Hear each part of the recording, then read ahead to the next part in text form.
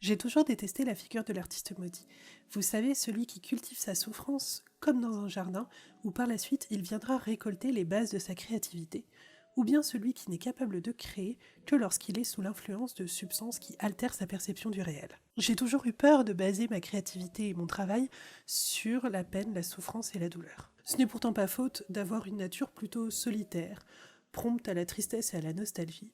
Clairement, je suis pas en rate de cadavres dans les placards d'où je pourrais tirer mon inspiration. Moi, au contraire, j'ai décidé consciemment de me plonger dans la création de mes peintures pour sublimer mon réel et oublier la souffrance. Peindre est pour moi une façon de faire la paix avec une réalité qui parfois me brutalise. Je dis souvent que je suis pas très adaptée pour le monde réel, trop sensible, trop émotive, pas assez compétitive. Et pourtant, lorsque je suis en train de peindre, d'un coup, tout se retrouve à sa place. J'ai l'impression que l'univers s'équilibre enfin et je me sens enfin à ma place. Dans ces moments-là, j'ai souvent en tête quelques vers de l'Invitation au voyage de Baudelaire.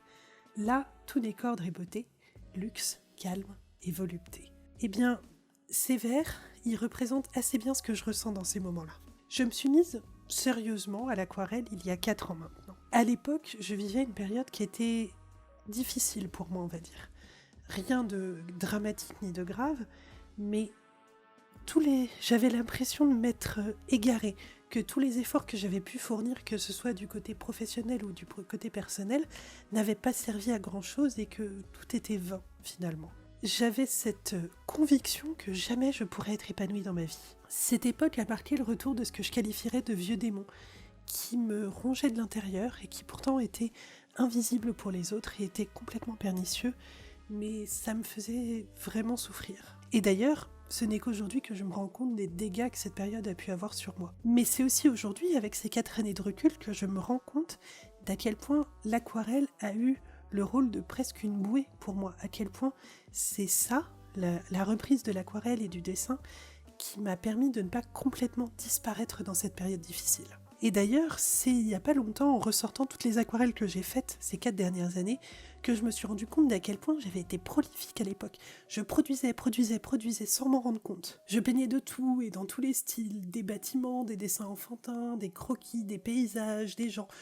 Tout ce qui passait autour de moi passait sous mon crayon et mon pinceau. J'ai peint à l'époque des dizaines et des dizaines et des dizaines d'aquarelles. Et étonnamment, malgré le fait qu'à l'époque, j'allais vraiment pas bien, j'ai pu remarquer que dans toutes les images que j'ai pu produire, on retrouvait toujours un certain côté positif, une lumière qui apparaissait.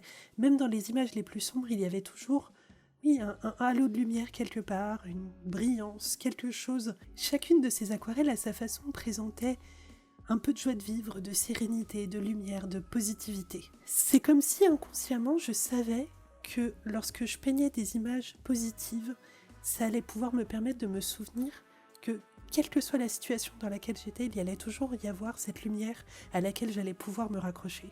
Pour être tout à fait honnête, j'ai au fond de moi toutes les caractéristiques de l'artiste maudit. Le tempérament addictif, les émotions violentes et incontrôlables, la tendance à la mélancolie, je coche toutes les cases, mais je refuse de laisser ça gagner. J'ai décidé consciemment que ma vocation, ce serait de créer des images qui apportent de la joie de vivre, du bonheur, de la sérénité, de l'amour. Je veux rendre hommage à la beauté du réel.